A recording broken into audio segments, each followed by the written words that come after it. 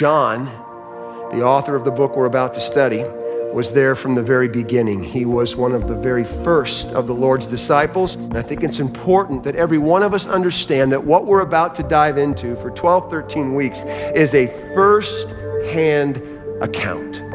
The issue was a rapidly growing mindset, this teaching called, write it down, Gnosticism. It taught people and promoted the notion that the physical, the body, right, skin, flesh, matter, the physical, the body was evil, they said. And that the spirit, the mind, was the only thing good. They denied and began to teach others to deny the humanity, the physicalness of Jesus. Gnosticism valued knowing. So man's thinking were set high and above all else.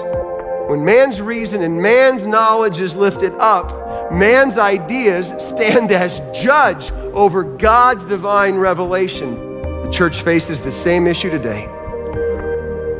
What the Apostle John encountered, we see today running rampant in our world. I've always found it interesting how somehow over time, the clear, unambiguous, loving design of God for salvation, for sexual expression, for marriage, for parenting, it's always been interesting to me how it's gotten classified over time as rigid, repressive, conservative, narrow.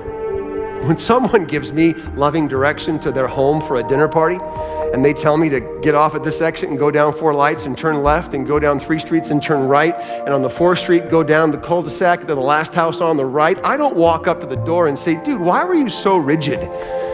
No, he gave us direction. And it's not rigid and narrow, it's loving and right. We can handle it in a way that's very rigid and very repressive. That's us though, right?